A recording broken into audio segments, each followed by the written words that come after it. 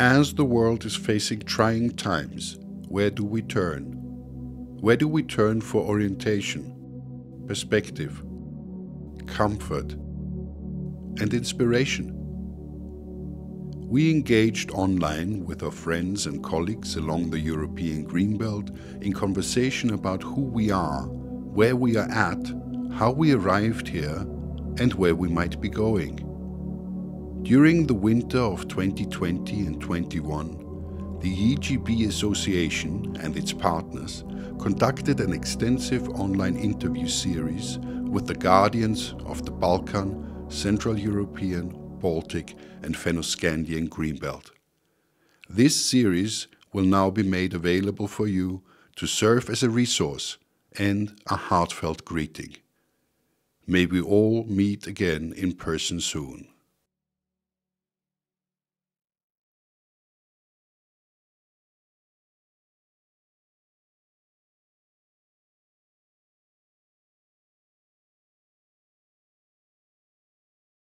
We are almost all of us are healthy. Some of our colleagues have a COVID in December. Our colleague was in the self-isolation last week, but she's okay now. But it impacts on the different ways. We managed all our priority activities like monitoring of the species, field research, because it was on the open and it can be done. But some project activities, we have 9 projects now in the implementation. It was very difficult because some our suppliers or contracted institutions are from the different part of Croatia, the moving and the purchasing of equipment and some works are not possible to do in the period of lockdown. So the majority of projects we postponed in implementation. But between 2 lockdowns, we finished the biggest project we have during the last 10 years. In end of October, we finished it.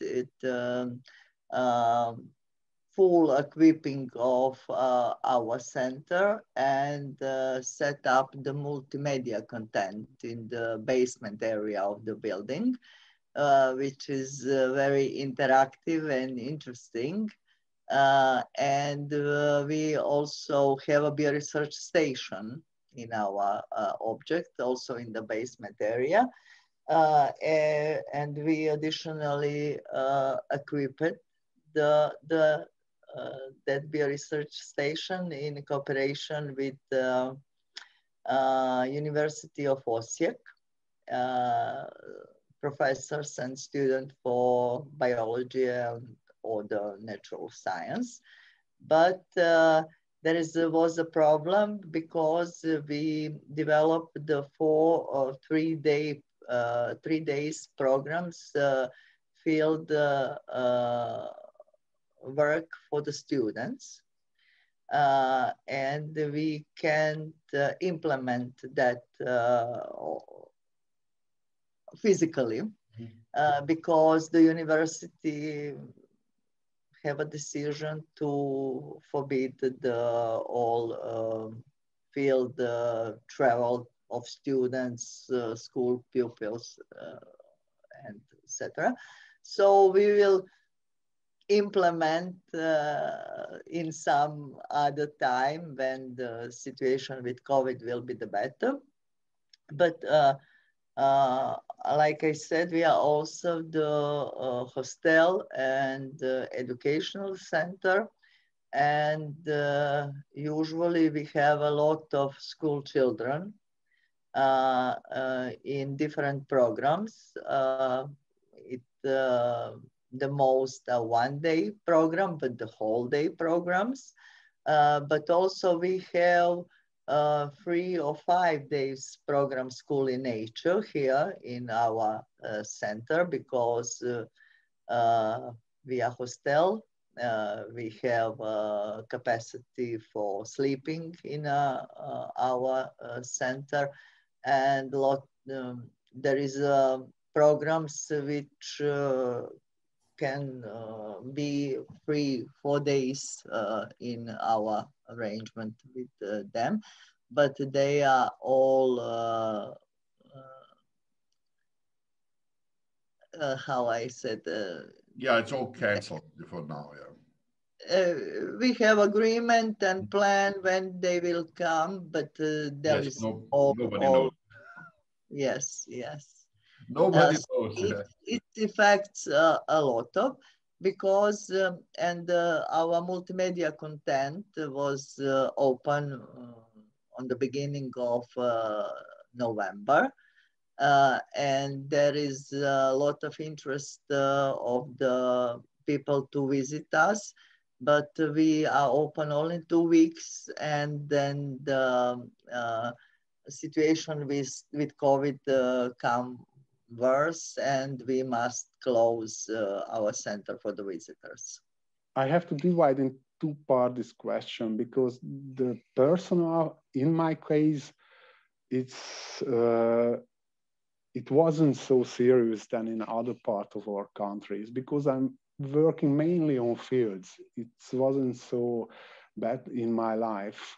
But in another half, because the center of our, or the head of our National Park Directorate had to go to home office, so it caused some issues. It wasn't so fluent, the work, as it before.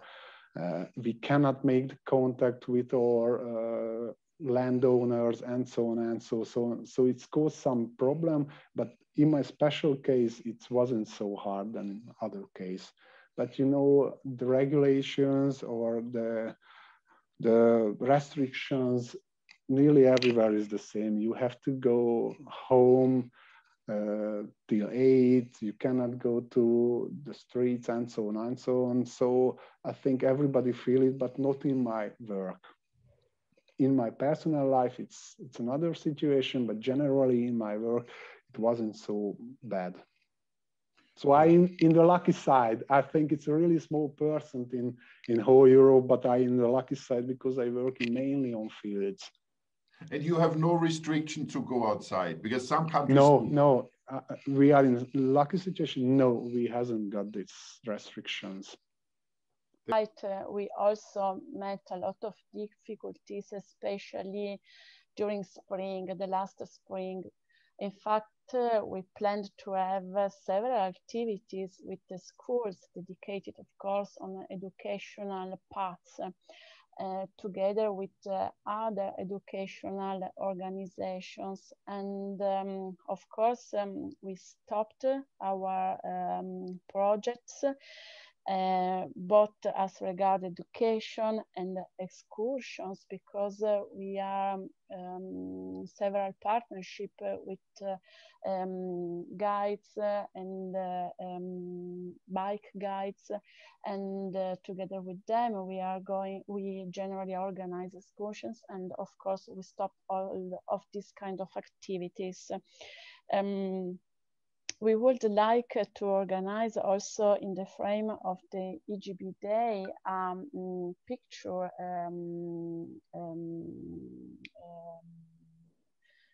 picture event involving photographers in collecting pictures along the European Green Belt. But of course, also this activity was stopped.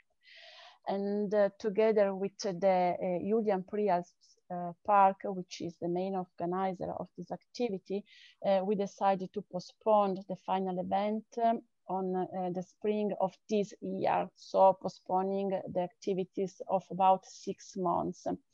In the meanwhile, we decided not to lose the time and organize some new activities, so webinars, in order to continuously involving the people who would like to participate to this event in webinars which go more in depth on the EGB, both approaching both natural, cultural topics, and also inviting professional photographers with skills in nature photography to provide them with techniques in order to better perform their final result.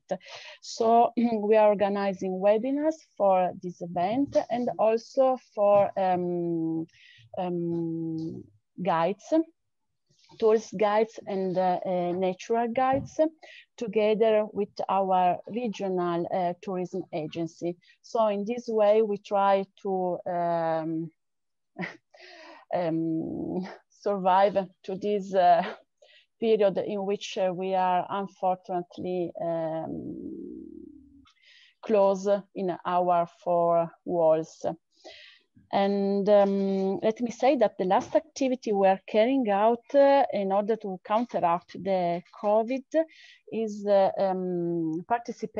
applying for a call of the Italian Ministry of Cultural Heritage and Tourism, which is exactly going the direction to revitalize the marginal villages which have been strongly affected by the COVID.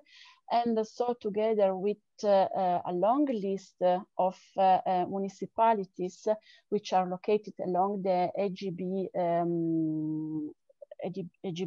and the border with the Slovenia, we are organizing and planning to have cultural events during the next summer, which focuses on the EGB. And so the European Green Belt will be the main topic of these cultural events.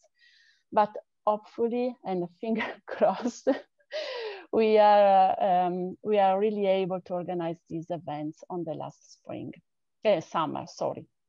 It was not an easy situation this year because connections to Nature Park Rab and Nemzeti Őrség Park have been very rare, or they haven't been. So the cross-border co-working was very low, or only via email and Zoom.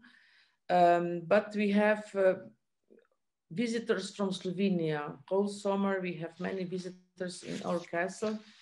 So we have been very busy, but many activities connected to bigger events and of course field trips. For example, in project that we are partner in the project Care to Connect together with all partners from Germany, Czechoslovakia and Hungary and all others. So it was planned field work trip also in our region in September, but we must postpone it to April 2021. So there are really not many contacts between us at the border.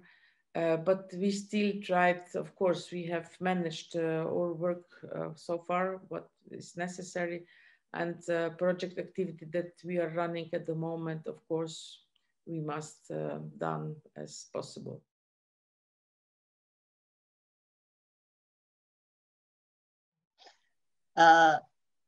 What I know about the previous period, there is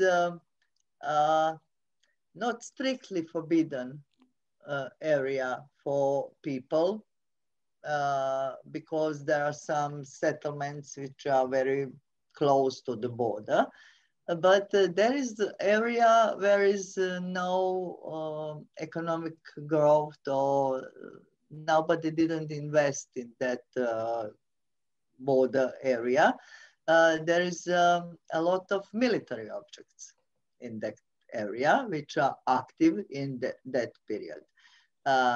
After the 90s, Majority of that objects are live by the army.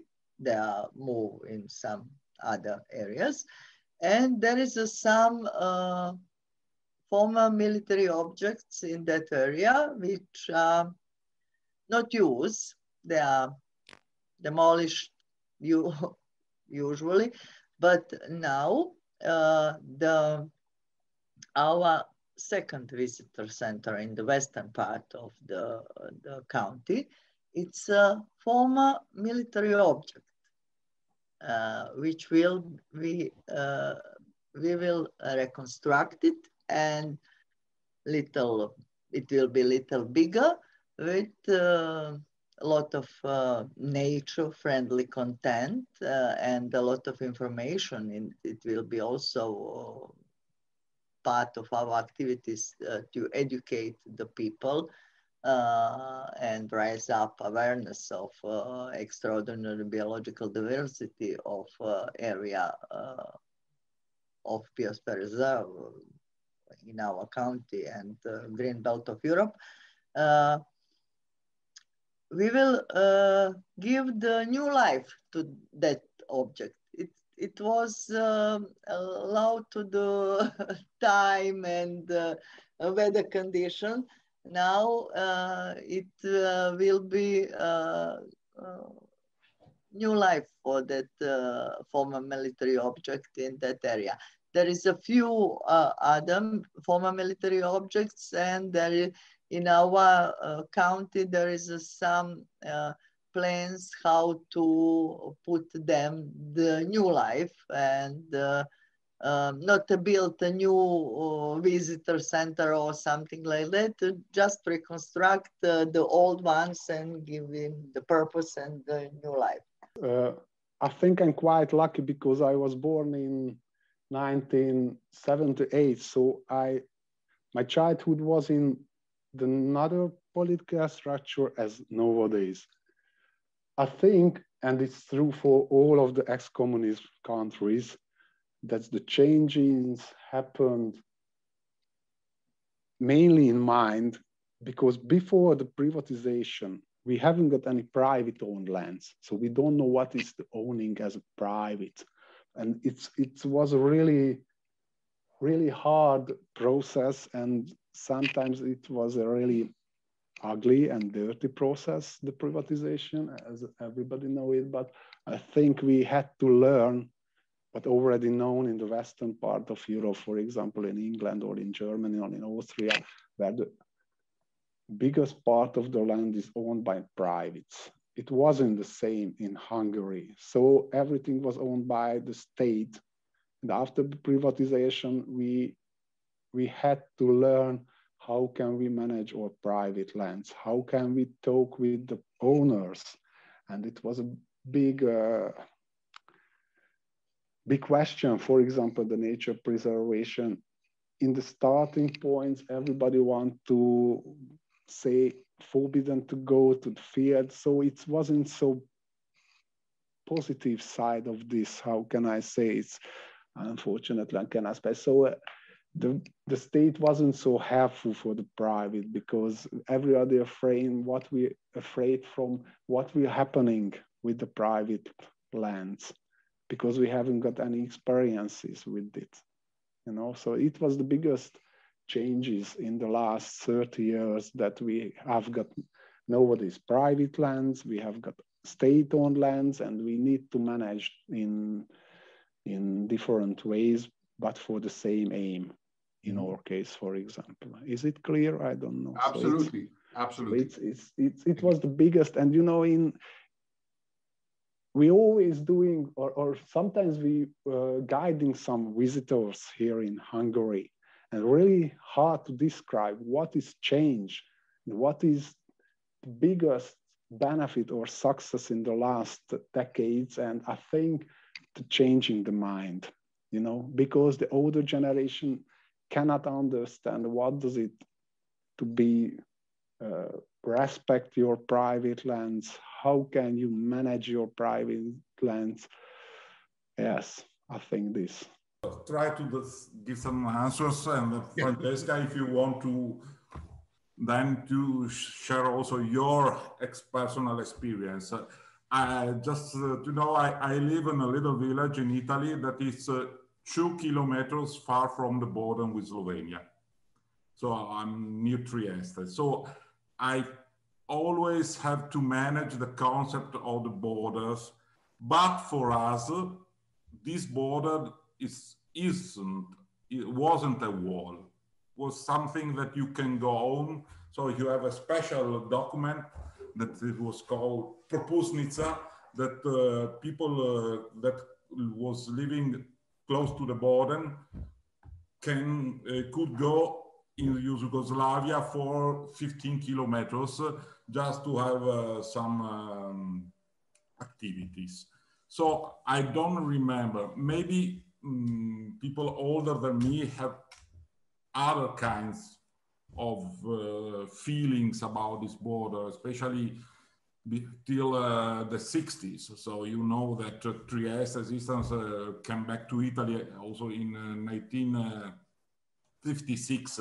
And that was a very hard period also for different view. And now things are completely different. So I see that people consider Yugoslavia and Slovenia some country that you can go through, that you can go to visit. And also there is a lot of mixture between our two countries, because we have a lot of Slovenian communities that are living in Friuli, and some parts of Italian that are living in Slovenia and in the coast part and in Croatia. As you know, our region, Friuli Venezia Giulia, is a special region that has some more autonomy in respect of the other region. Just for this situation, and it's a nice thing. So we have 4 official languages for our administration region: the Italian, Slovenian, Austrian, German, and Friulian. So it's a region that Friulian is an old language like to the Latin, like Ladino. So it's recognized as an independent language, it's not a dialect. So for our region, the mixing of culture in all these periods was normal. Some period has some fight, some period have no fight. And so these things are very interesting. The passage from the border with Yugoslavia, that was a border, was checked, was controlled. You cannot go everywhere through the border and so. And the situation of the Schengen is very interesting, because we live very close to the border. And so for us, sometimes the border is something that is toward an opening, not something that is closing me, if I can say these things. For the natural situation, the processes are completely interesting in this period, because especially after the Balkanic War, we have a huge amount of large carnivores, large mammals that are still recolonizing our region. So we have a lot of birds, now a lot of wolves, now we have a lot of jackals that are coming through the Balkans to Italy. And so this border now it's wild, in a lot of this part it's wild, but it's a view of connection between the Balkans and the Alps for a lot of species. And this is also interesting, because are very fast processes that in 20 years are changing our biodiversity, especially for mammals and so on. So we are dealing this situation from cultural point of view of opening. And for us, I think that this situation of COVID with the closure of the border with Slovenia, it's not a very nice feelings in this moment, because we are now opening to go through the border without any problem, to visit, to interchange, to know better both sides. Also from Slovenia, there are a lot of Slovenians that are coming in Italy. Also, there are a lot of Slovenians that are working in Italy. And now there are a lot of Italians that are going to live in Slovenia for some situation close to the border. So the interaction is very deep in this moment. Thank you. Things about when I was a child. So what we were feeling was that we were living in a militarized area, because mostly 60% of the military corps, of the national military corps, was located in our region. Our region is the east corner of Italy, you know, and there are about 1,200,000 inhabitants. So it's a very small region and a low populated region, but nevertheless, we was in some way occupied by the 60% of the military corps. So each small villages of more or less 1,500 inhabitants or 2,000 inhabitants had one barrack.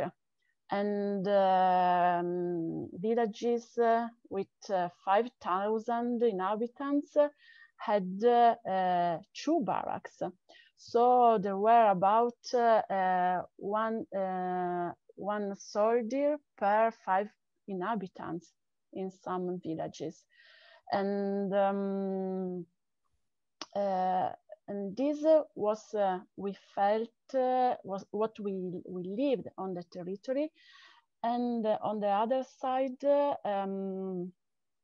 there was this flow of people, of Yugoslavian people coming from the villages and the towns nearby the border in order to buy clothes in Italy, especially in Trieste and in Gorizia. And people from Italy going to Yugoslavia to buy meat and petrol for the car and cigarettes, especially because the price was very cheap. And so, as Giuseppe already said, our border was completely different from the experience of Germany, for example. It was quite a friendship iron curtain. Because, you know, Yugoslavia was not aligned, and so there was a sort of special regime between Italy and the Republic of Yugoslavia. Nevertheless, we felt that we lived in the east corner. Let me say that in Italy, probably no one knows where Gorizia or Trieste were located, except of soldiers that spent their military service in our region. And so now we are trying to valorize this experience in order to make a value of what we lived in the former time. Yes, you must understand also that before Iron Curtain fall, or before Slovenia state has been established in 1991, it was this region one municipality, one big municipality or 2. Now we have in Nature Park 11 municipalities, and each mayor has his own idea how to develop his municipalities. And of course, the mayors, as we all know, they like they like new roads, they like lights, they like restoration of villages with new housing. Each of them wants to have in this industrial zone companies that are producing something. And because I can remember how it looks like in '85 when I started with my job, and now this countryside changed a lot. In this time before, it was really idyllic countryside with small houses, huge grasslands, some fields, forests, small farms where the people have been working and farming for surviving. This was not big farming, but surviving farming or subsistence farming. And now this urbanization of new time changed the whole picture, the whole image of landscape. It was interesting. This year we have had big workshop with students of, for architecture of Vienna and Graz and also Ljubljana. And we discovered what is the future at building, because small farms, of course, they cannot survive anymore in this scale that we have had before, 5-6 hectares for one farm. So the change is also in bigger farms like stables for animals, or producing wine producers, or all what is connected to agriculture.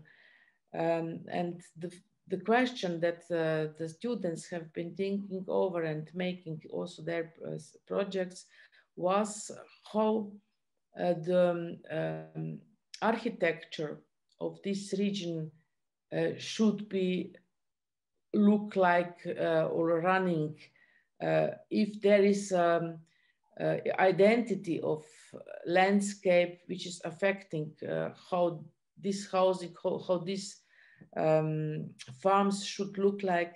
And they have been made many interesting projects. We have also had a big exhibition or castle about that, and I think it will go ongoing, because in the whole globe, this globalization is not only Corona at this time, but we also have to deal with loss of identity of regions made by nations or people that are living there. So we are now dealing with mixing of population, mixing of patterns of land use, and also mixing patterns of housing and buildings and village urbanization. So which is loss also of diversity. We know what it means, biodiversity loss, but this is now culture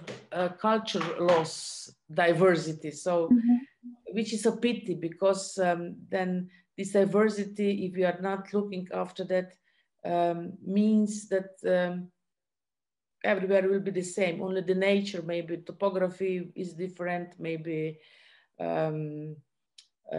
maybe some big houses are different, or churches are different, but in land use and all other use can be the same as everywhere, which is a pity.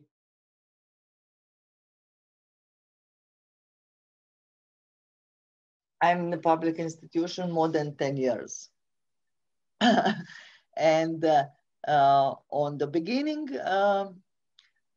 when we start with some promotive activities to present what we really do, why we are established like a county public institution, and what we can do together with stakeholders in some area, because on the green belt area in our county, there is 7 municipalities. And we have a very good cooperation. We develop it by the years. It's not one moment change of situation. Nothing's changed in the moment. But during some project involve them in some decisions, involve them in some public events, and give them opportunity to see the benefits of the protected areas and how they can improve their life, because it's the area where the people are moving to the bigger cities. It's almost villages. It's hard life. It's hard to live if you have some other permanent business and monthly wage. If you live of agriculture or some crafts or something. And I think that during the years, they better understand why is good also for them. Preserve the extraordinary biological diversity we have in this area.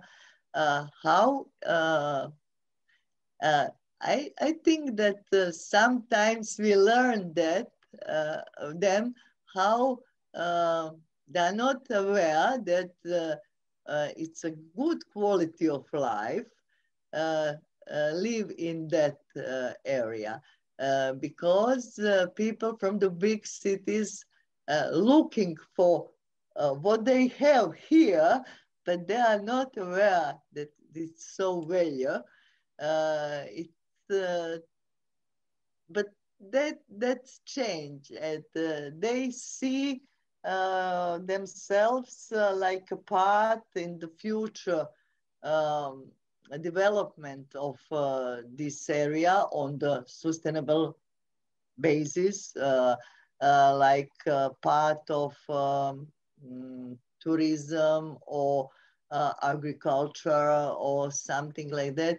Agriculture for visitors who will visit this area, they live and have their production. And there is a lot of positive step ups to the recognize the value of protected areas. I hope. It was easy, it's not true. So it was a hard work, because I think the biggest problem was the responsibility and the trust wasn't so accurate or wasn't so important in the last structure, because it's not yours. You are not responsible for it. You can do anything because it's not yours. Who cares it? And so on and so on. So this was the biggest idea or thought behind it. How can we be reflecting on the changed positions? So how can we achieve these aims that we need to work? Because it's usually mean you have to work. So you need to work, you need to put in extra energies to it. And it wasn't an easy work. And I think mainly for the youngers understand what does it mean. So I think the biggest problem was for the educational system. It was adopted to another structure, and we need to change it rapidly to try to find the balance between the old and the new structure. Is it clear? So it was really hard, because if nobody understands how does it happen that people doesn't care the nature, why was it so important to stop in some area the harvesting of the woods? This was the time when some national park was established, and so on and so on. And the people between this, we have got a really good poetry, and he said, we are a fairy country between the West and the eastern part of Europe. We always go from West to East, then East to West, and it's the same in the mind and in our every structure, every political structure. We cannot say we are a Western country. Yes, I know our head of our country say we are Western, but it's not exactly true. But we not belong to the Eastern. So we are in a balancing position. Sometimes we're going right, then going to left. So it's really hard.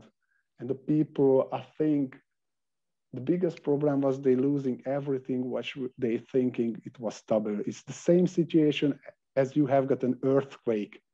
Everything which was stable in your mind, no, it wasn't. And this happened quite fast, quite dramatically. So it was really hard. And in our case, I think with the educational system, we can say it was successful in the last centuries. We have got many national parks, we have got big success, we have got many restoration works in the nature, we have got good connection between the owners with the stakeholders and so on. Very interesting topics. So also for work, we are dealing with a lot of these topics with the association that trying to conserve nature and so on. And so I can say that the awareness in Italy is growing. It's growing up in the last decades.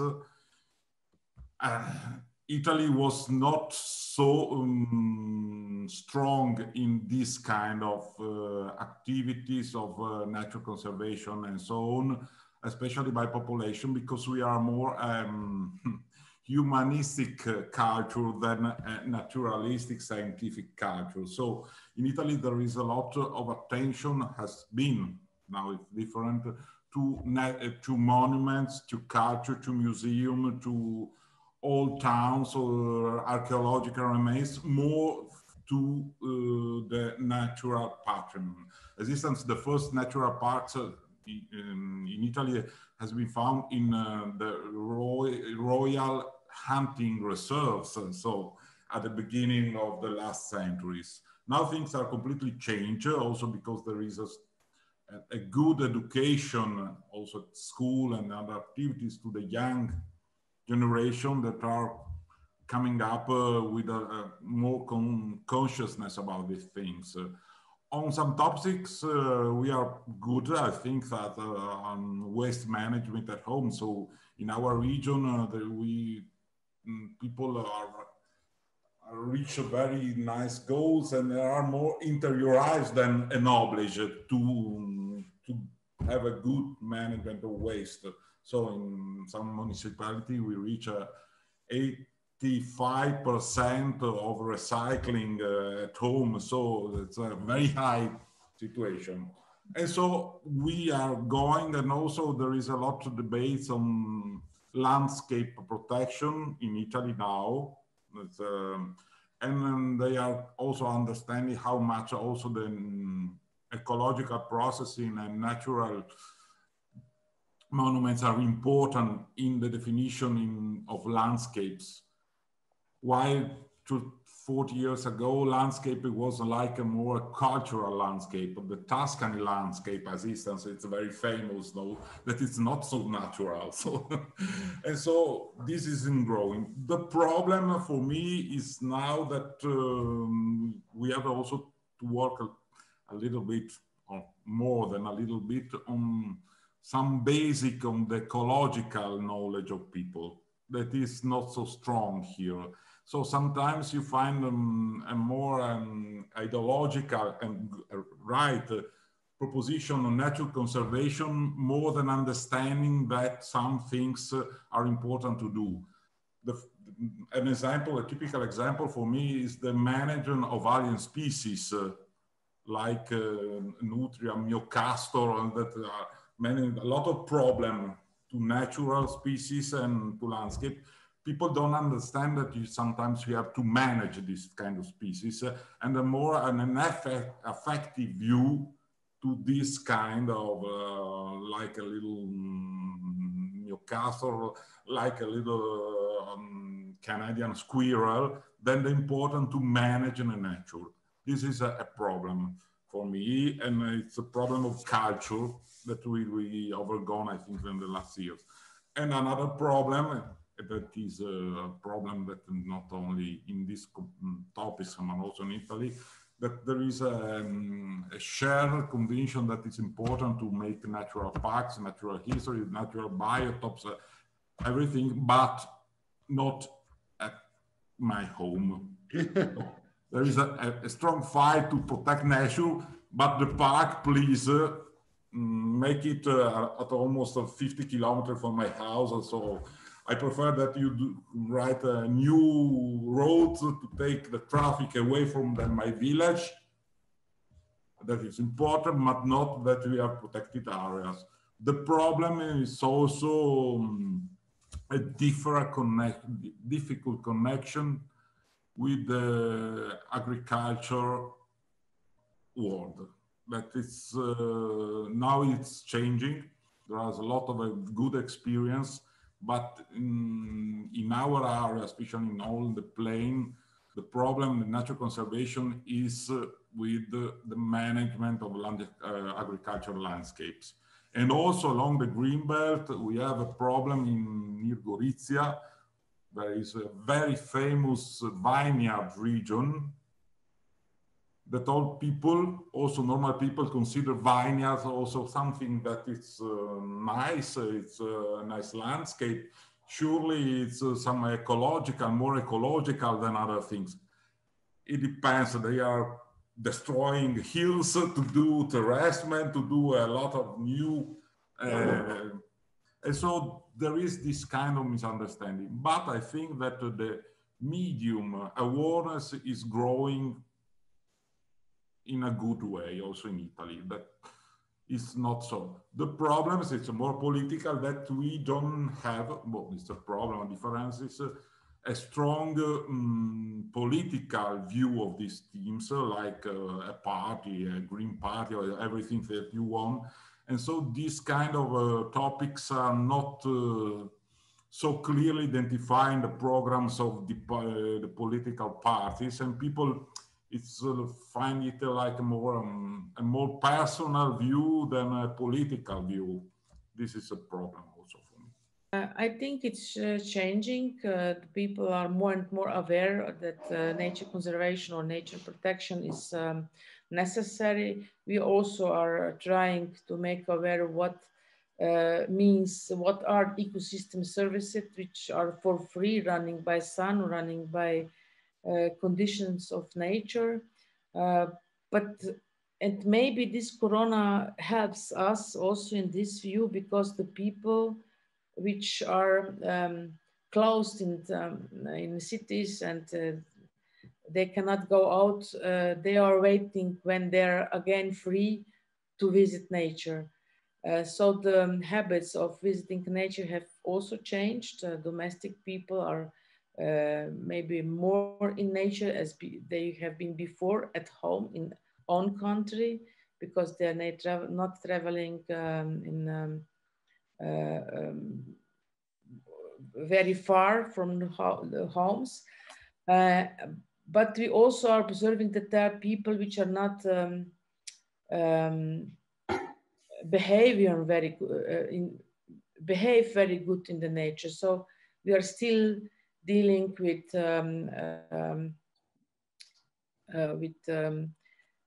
waste in the nature, where the people are walking, they're leaving waste, so, and somebody else must pick it up and so on.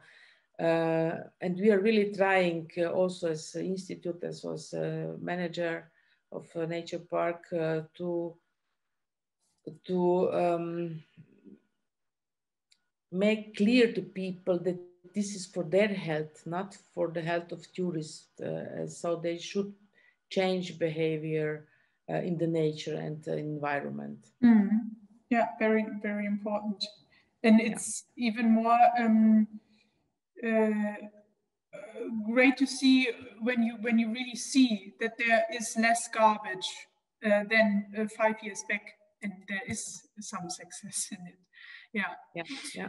The next question. This is garbage question, which is still not how to protect woodlark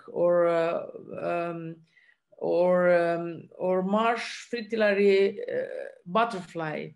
These are then specialities which are connected to, again, to the land use, and the average of people, they're not aware about these very rare butterflies that we still have, and it's time question how long they will stay in all regions. So this is ongoing process.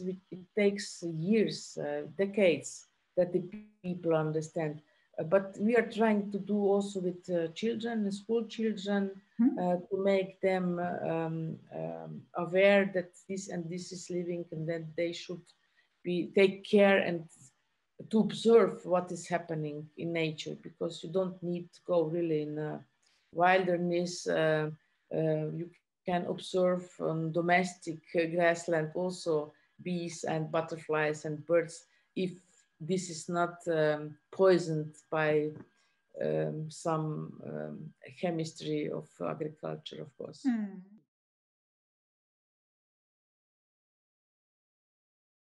Like I mentioned, we have 9 projects.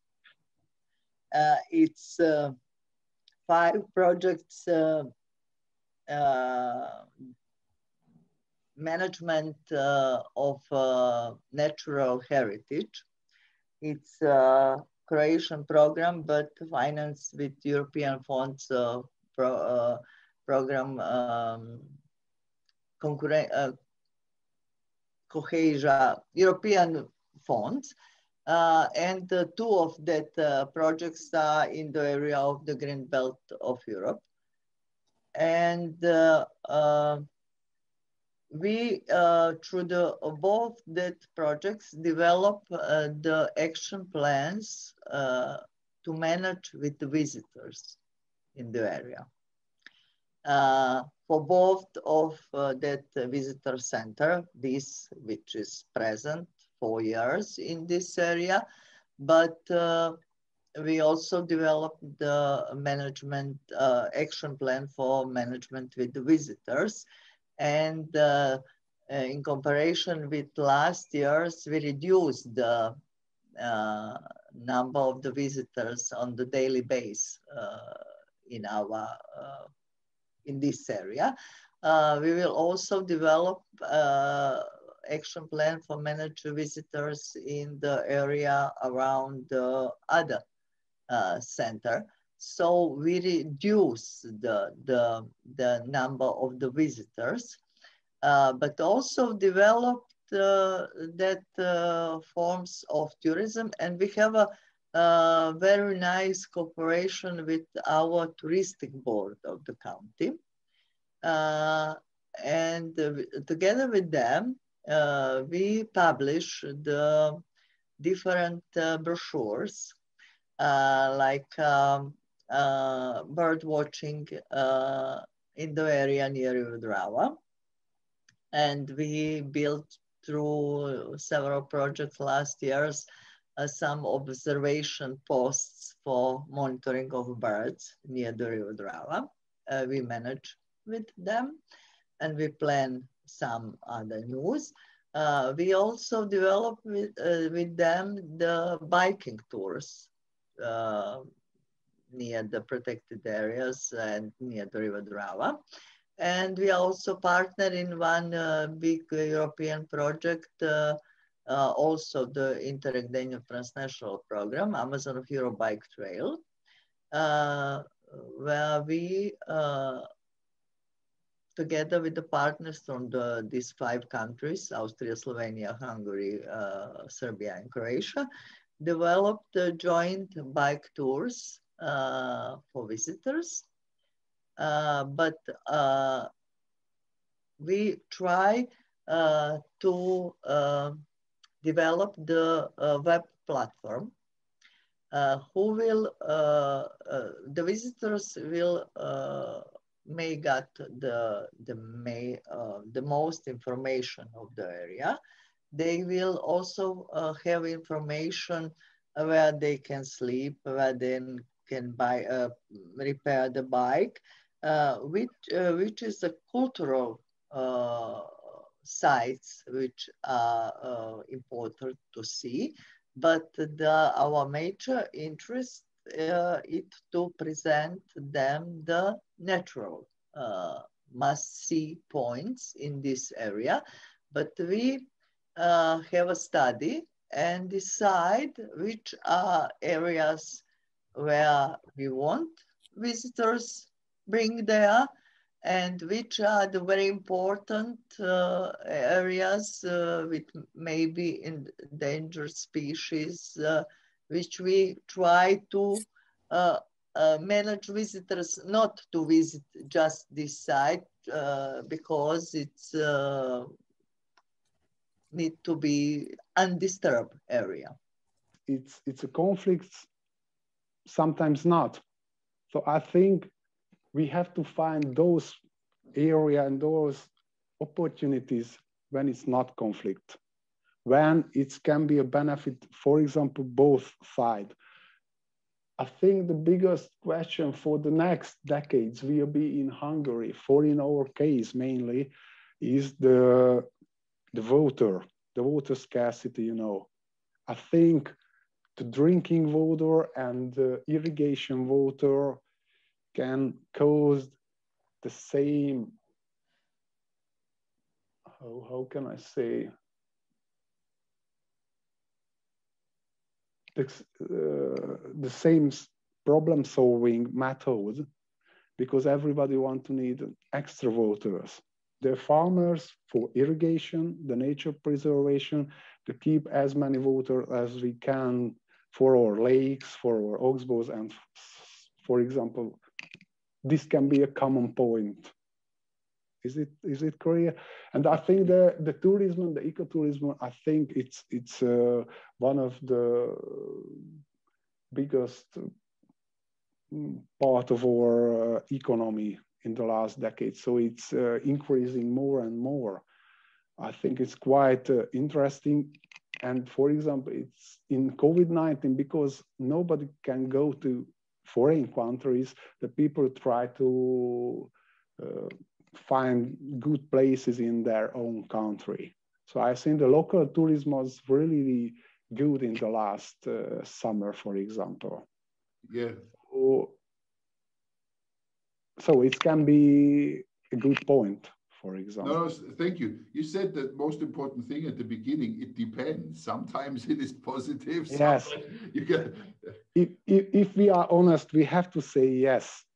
Mainly it can be a problem. For example, near the biggest river where the navigation is a really powerful lobby, you know.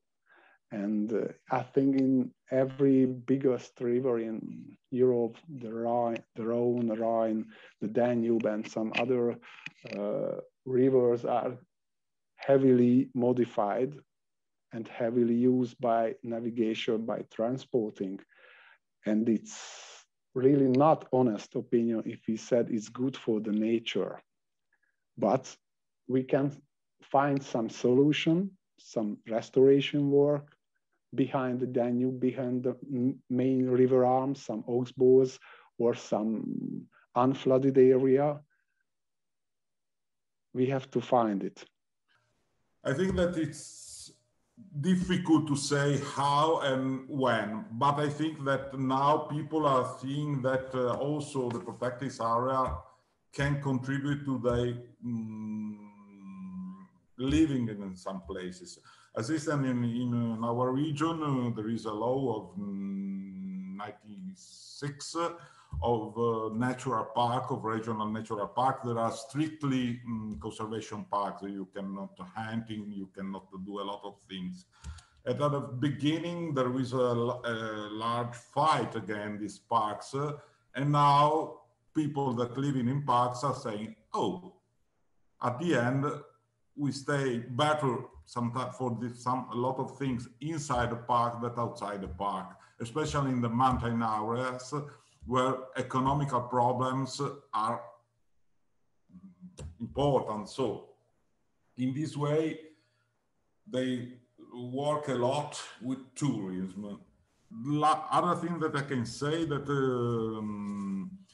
now we are trying to appreciate the vision of Directiva Habitat and Nature 2000 sites that involve a different way of making conservation. Not, you cannot do anything, this is a completely closed area, but you have to do these things or do this behavior to maintain this habitat species. And this is a little bit different from our cultural view.